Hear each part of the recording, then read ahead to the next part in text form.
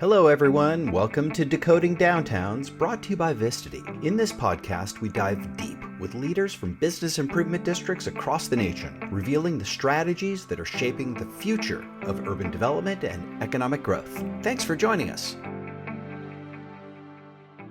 Welcome back to the podcast. It's Jamie Schwartzman. Today on Decoding Downtowns, we're going to North Carolina. I'll be speaking with Erin Kizer. She's the Senior Director of Infrastructure at the Industrial Commons. They're located in Morganton, North Carolina. And just for context, there's just been a massive hurricane that hit the Asheville and North Carolina areas, Hurricane Helene. They are in that district, have been impacted by it. So I'm really excited to hear from them how things are going and to learn what their vision is for recovery efforts. Erin, welcome to the podcast. How are you? I'm really well. Thanks for having me and letting me be here today. Well, we're glad you're safe, and it sounds like the recovery efforts are moving along pretty well for you guys, right? Yeah, we're really fortunate. We certainly got the edge of the hurricane hit us. We were without power and water for a couple of days, but luckily been able to have that restored pretty well and pretty much throughout our community. A few little folks who are still holding out, but it's coming back online, which we're really grateful for. There's been a lot of linemen from across the country, it feels like, have descended upon our community. But we know that our neighbors and our friends, just 30 minutes north and 30 minutes west are going to be dealing with this for a really long time. So we very much have them in our thoughts, and we are working with them to figure out how we can support them for the long haul. So we know it's going to be a really long recovery. And you guys are right on Highway 40, right? And Highway 40 was also pretty heavily impacted. Yeah, exactly. So normally you would drive up Highway 40 and it's 45 minutes from where we are to Asheville. But that was closed down for about 4 days. There's a huge landslide that came across the highway there. I know that's just gotten cleared, so folks can get, emergency assistance able to get through. Folks need to get out of Asheville can get out of Asheville safely now. So, yeah, that's happening. Wow. Well, we're glad to have you. I'm glad you're safe. Thanks. So tell us about the Industrial Commons. What do you guys do and what's your mission? Yeah, absolutely. So the Industrial Commons is a nonprofit that our mission is to rebuild a diverse working class based on locally rooted wealth. So Southern Appalachia has sort of this history of extraction when it came to resources and big business. And I think what our co-founders saw as an opportunity is how do we really root that wealth locally so that it's not easily pulled out, so folks can create and build and really have successful businesses that will improve our economy for the long haul. And then tell us a little bit about how you're structured and financed and how are you organized? Yeah, absolutely. So our nonprofit really came from the success of one of our early social enterprises, which was called Opportunity Thread. So they're a fully functioning for-profit business, but structured as a cooperative. So the folks who are working there are part owners of that company and benefit from the profits are shared across those workers. And so the nonprofit kind of came from that idea is how do we create more structures to both launch those businesses and help those people be successful. So that nonprofit is fueled about 60% through grants and fundraising efforts that we do. We go after federal grants, state grants, private foundations, a whole gamut of those things there. But then we also have some revenue that's generated from our businesses as they get started and as they're able to move to a profitable status. I see. Is this through like an incubator type of approach? Yeah, basically that's a nice way to think about it. So we get these businesses started and then we have like a robust array of like workforce development programs where teach people like how do you manage a business well? How do you think about open book finances and make sure that everyone on the team can understand how that business works? And then how do we create kind of those structures across the community and I think across it, like especially working class people who maybe have not been educated in that way, who have the ability to do it, but just need to be taught kind of the fundamentals and then run with it. So, Senior Director of Infrastructure, tell me about what that job's like, and then we'll also begin to talk about the big development project that you're working on. Yeah, absolutely. So we have sort of broken our work at the Industrial Commons up into 4 different fields. So we have these businesses that they incubate and start. We do a lot of workforce development, community engagement, and then network development, where we're making sure all these small businesses are connected to one another. And then sort of outside of all that is sort of like, how do we develop the infrastructure that we need, the physical spaces and places to make sure that that work can be successful. So we know part of what can make a business make or break is if you have ownership of your own space. right? You have control of your own destiny. So that's been really critical to us. And we knew from the beginning that's something we wanted to pursue. And as we've got to a stage now where we're about in our 8th year, I think, we were able to purchase a 30-acre parcel in the heart of our community, a brownfield that we're now redeveloping that will become the innovation campus. So really a place for us to start to scale our work and grow these businesses over the long term in a way that we think can be really exciting. And so what's the state of the project right now? Yeah, so we own the property. We've just finished the remediation of the it was designated a brownfield because there's underground storage tanks. It's a really fascinating history of that site. For about 100 years, it was the Drexel Heritage Furniture Company. So it was a major employer in the town for a century. And then post-NAFTA, a lot of those jobs left. Eventually it shut down and then it burned down in 2009. And really for the last 15 years, it's been a pretty challenging eyesore in the heart of our community and a real reminder of kind of these opportunities that have been lost. And we knew that was like important, not just for the state of our community, but for, I think, like the psyche and people's excitement about what was possible. So yeah, I mean, no one else was going to develop it. It wasn't going to ever like make a ton of money for a developer. But we knew it was really important and critical to the heart of our community to do. So we purchased it, we cleaned it up. We just got through a big round of raising capital. So now we've secured up just over $20 million to get this going. So we're really excited. We're actually kicking off the next round of design with our design and engineering team right now. And our goal is to break ground next year. I see. And how many, how give us a sort of order of magnitude. How big is this initial first phase of development? Yeah, so we're looking at 2 buildings. One will be a manufacturing incubation space of about 40,000 square feet.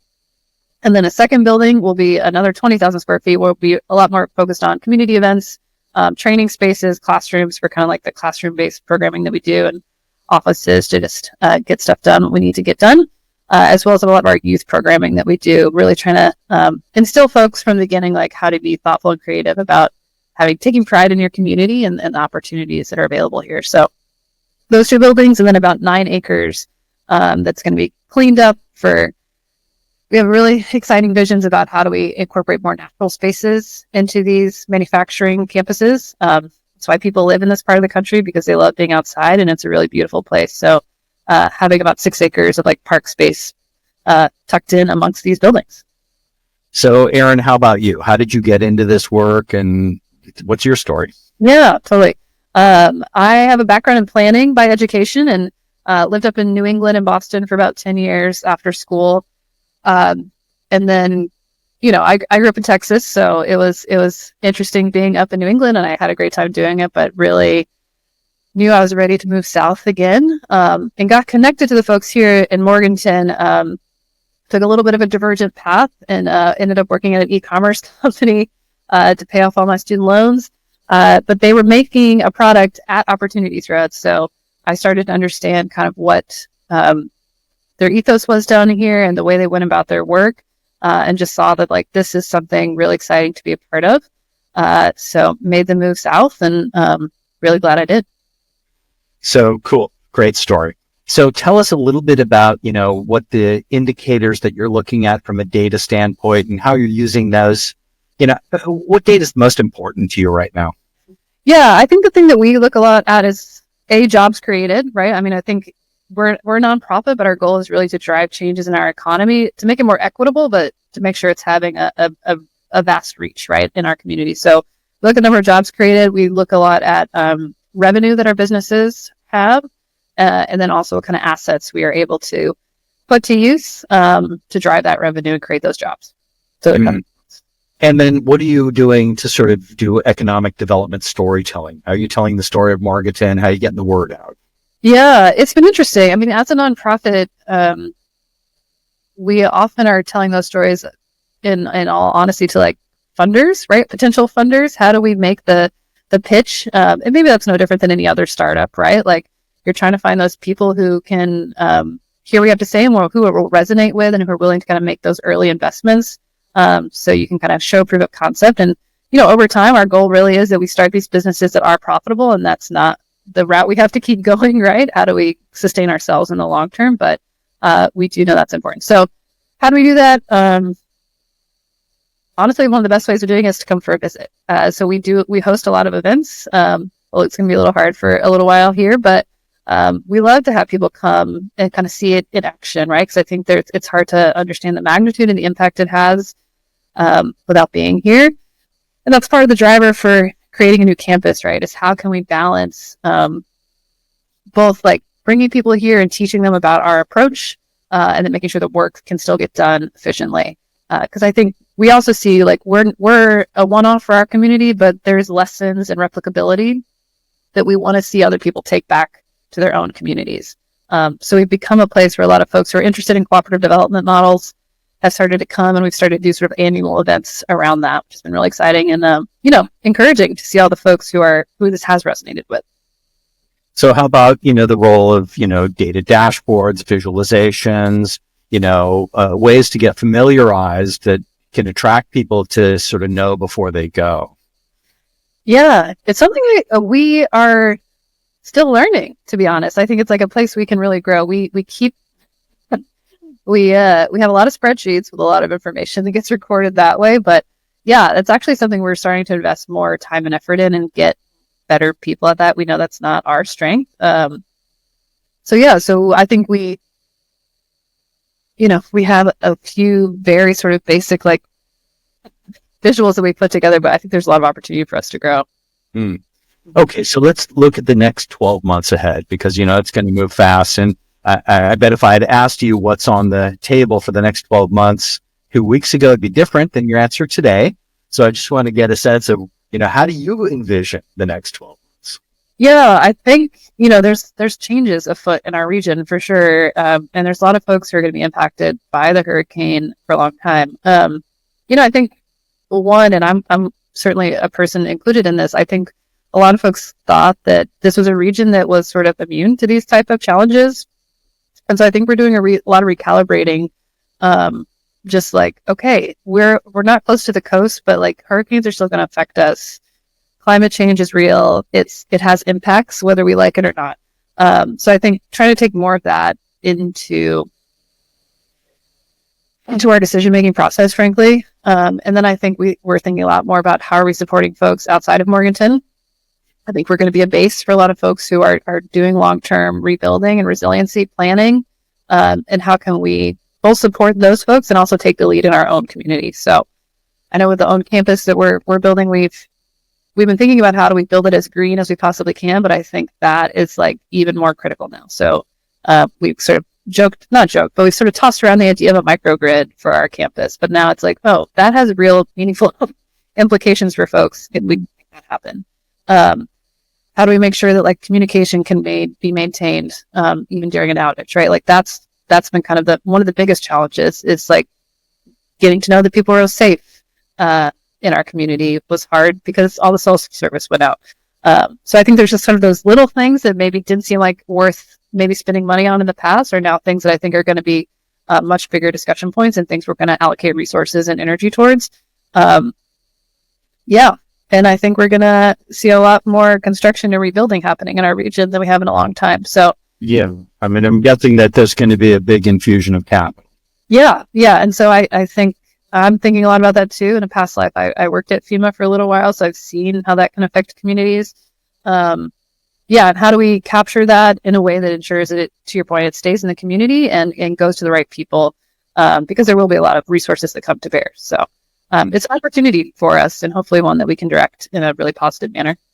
The 30-acre development you mentioned, does it have a name? The Innovation Campus. Innovation Campus. So do you expect that Innovation Campus will get shovels in the ground in the next 12 months? Yeah, that's the plan. So our design team has about 9 months of design work and construction documents they're working through right now. And then because some of our funding is coming through federal resources, we have to put a bid package together. We'll secure a general contractor. So hopefully this time next year, we're starting to move dirt. Well, that's exciting. So let's pretend for a moment we're going to play make-believe. Yes. You imagine that you've been handed a magic wand and you know how to use it to cast a spell to promote the mission of the Industrial Commons. Erin Kizer, how would you use your magic wand? Great question. So I think one of the things I would do is sort of get working class people the opportunity to get all the information they need to be successful in starting businesses and really starting to scale them. And so I think right now I'm got my eye on the kind of the construction industry. I think that's a real opportunity for us over the next 12 months. But it's going to take a lot of upskilling people and helping them be on a steep learning curve, but one I know that they can handle. So I think if we could make that happen over the next 12 months, I'd love to see it. So teach a man to fish. Yes, teach a man to fish. Exactly. Right, cool. All right. So, hey, before we wrap up, how can people kind of keep their eyes on what's going on at the Industrial Commons and with you in particular? Yeah, absolutely. So you can find us. Our website is a great resource. It's got everything there that we do, theindustrialcommons.org. You can also find links there to all of the various businesses that we've helped incubate and start. And then also social Instagram is Industrial Commons as well. And also check us out on LinkedIn. Same thing, industrialcommons.org. Awesome. Erin, thank you so much for joining us today. Really appreciate you taking the time, particularly after this crazy hurricane has just hit you. Absolutely. My pleasure. Thanks for thinking of us. And we're going to be good. And to our listeners, thanks again for joining us on Decoding Downtowns. Shout out to Vistity also for sponsoring our podcast and making this all possible. And until we meet up again in wherever you are around the country, keep innovating in your district. Thank you for joining us today for Decoding Downtowns. If you've enjoyed our podcast, don't forget to subscribe to our YouTube channel. It's brought to you by Vistity, the leading geospatial visualization platform for data-driven decisions. Stay connected, stay informed, and let's continue to shape the future of our cities together. Until next time, I'm Jamie Schwartzman.